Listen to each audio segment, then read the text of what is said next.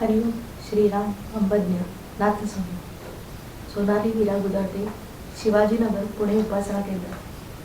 आज इथे मी बापूकृपेने मला आलेल्या अनुभव शृंखलेतील काही अनुभव सांगणार आहे। खरं तर आपल्या जीवनात पदोपदी आपल्या सगळ्यांनाच बापू आपल्या समवेत आहेत हे आपण अनुभवतोच। जेथे जातो तेथे तू माझा सांगाती आवडीचे हाते धरून ये। खरंच असाच काहीसा प्रसंग मलाही आलेला आहे।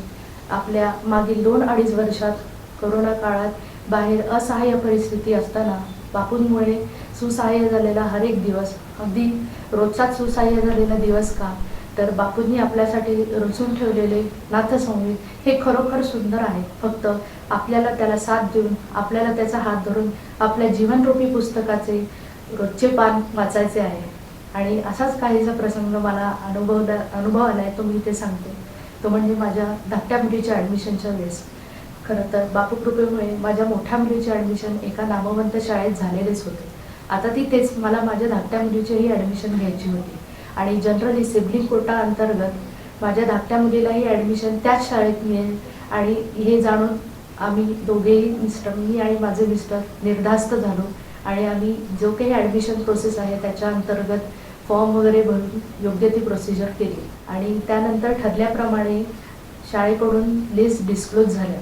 परंतु लिस्ट डिस्क्लोज व्हायच्या 8 दिवस आधी पालकांना ज्यांना ॲडमिशन मिळणार आहे त्यांना फोन येतात, पण आमच्याकडून तो फोन कदाचित मिस झाला असेल म्हणून आम्ही शाळेत जाऊन लिस्टवर तिचे नाव चेक करायचे ठरवले आणि आम्ही दोघेही शाळेत जाऊन लिस्ट चेक करत असताना अनपेक्षितपणे माझ्या मुलीचे नाव त्या लिस्टमध्ये नव्हते, पण आम्ही दोघेही डिसमूड झालो कारण दोघींना एका शाळेत घालणे किंवा इथून पुढे त्यांचे काही एक्स्ट्रा करिक्युलर ॲक्टिव्हिटीज हे सगळेच आमचे प्लॅन ढासळले होते। आणि माझ्या मिस्टरांनी तिथून दुसऱ्या शाळेच्या ॲडमिशनचे फॉर्म बघायलाही सुरुवात केलेली होती, कारण ही शाळा नामवंत असल्यामुळे इथे लकी ड्रॉ सिस्टीम अंतर्गत ॲडमिशन प्रोसेस असल्यामुळे आता काही चान्स असेल असे आम्हाला वाटले नाही। आणि तेव्हाच मी बापूंना सांगितले, बापू आता तुम्ही काय ते बघा। आणि आम्ही दोघेही शाळेतून बाहेर पडणार, त्या स्कूल प्रिमायसेसमधून बाहेर पडत असताना रिसेप्शनिस्टनी मला बोलवले। काय बुडत्याला काठीचा आधार म्हणतो तसे कदाचित बापूंनी मी तेव्हा साथ घातली होती म्हणून माझ्या मुलीची ॲडमिशनची नैया पार करायची हे ठरवलेच जाऊन। आणि मी रिसेप्शनिस्टकडे जाऊन सिबलिंग कोटा अंतर्गत तिची जी काही ॲडमिशन होऊ शकते ह्या सगळ्या रितसर बाबी तिला सांगितल्या। तिनेही शांतपणे त्या ऐकून घेतल्या, तीही बापूंचीच कृपा। आणि तिने मला शांतपणे सांगितले की आता काहीही होऊ शकणार नाही, आता पूर्णपणे हतबल आम्ही दोघे बाहेर पडणार।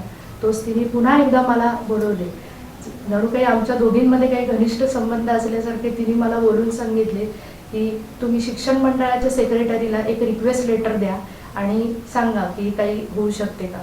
आता तर खरं तर मोठमोठे प्रॉब्लेम्स कन्सर्न करण्यासाठी किंवा पूर्ण शिक्षण संस्थेचा कार्यभाग सांभाळणारे सेक्रेटरी आपली ही छोटीशी बाब काय एंटरटेन करतील हा विचार करून निराशा पदरी घेऊन मी बाहेर पडले होते।